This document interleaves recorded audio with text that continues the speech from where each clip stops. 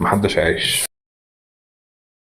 بالنسبه للموضوع اللي هو الناس اللي بترمي نفسها من البلكونات والكلام دوت، مش عايز اقول الكلمه التانيه عشان الانتهاكات بتاعت السوشيال ميديا، البرامج عامه، يعني الكلام اللي هو الكلام عامه اللي فيه عنف او كده بيحجبوا الفيديو. فانا بس مستغرب من الناس اللي هم بيرموا نفسهم من فوق بس بيقول لك مشاكل وضغط وكده. فبالنسبه للناس اللي هي مستسهله الموضوع، انا مش بقلل من ضغط حد النفسي يعني وكده، لكن بحس الموضوع اوفر شويه او استعطاف، عايزين حد يستعطف معاهم.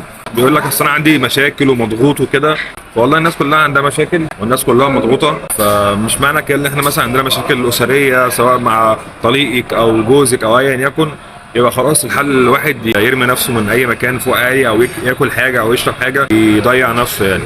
عايزين نتكلم برضك في الحته اللي احنا بنتكلم فيها، اللي هو احنا دايما بنقول احنا كل اللي احنا فيه ده بسبب بعدنا عن ربنا وبعدنا عن الدين. احنا عندنا في الدين الاسلامي بيقول لك ايه؟ قد خلقنا الانسان في كبد. الناس مش عارفه يعني ايه، في ناس كتيره مش عارفه معناه. اللي هو ربنا خلق لنا مفيش راحه في الدنيا، هي الراحه في الاخره. الجنه هي خالدين فيها ان شاء الله باذن الله، ربنا يكتبها لنا ويكتبها لنا. احنا في الدنيا ربنا خلقنا يبقوا في شقه وشغل، يعني اختبارات. ايوه هو اختبار. كل دوت اللي هيفوز فيه اختبار هتنجح فيه، هتلاقيه في الاخر اللي انت دخلت الجنه بقى مستريح خلاص بقى عمرك الحقيقي. ايوه زي الدراسه اللي ايه دار كده بوابه احنا بنعدي منها بس كده من اول ما بنتولد لغايه لما بنموت، عاملين سبيل بمعنى صح. فالدوت اللي احنا بنتكلم فيه دايما. وبعدين ايه تبص للناس اللي اقل منك، واحنا كنا اتكلمنا قبل كده في حلقه عن الرضا، ازاي تبقى راضي وتحمد ربنا على اللي انت فيه.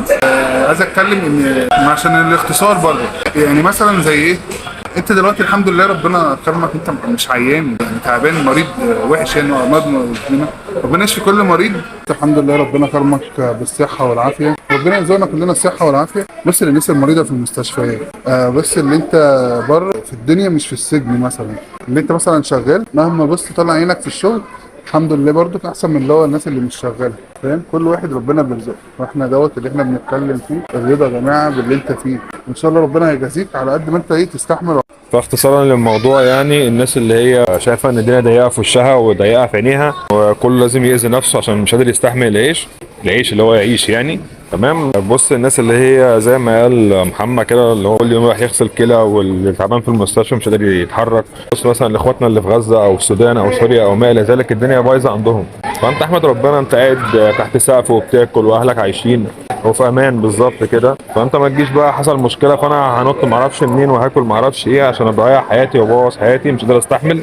لا دي كده رفاهيات، انت كده دلوعه بمعنى اصح. فاختصارا للموضوع، احنا كلنا بنمر بمشاكل وازمات وكده، فمش معنى كده اي حد يحصل معاه مشكله نفسيه يأذي نفسه. فلو ده المبدأ كان زماننا كلنا محدش عايش.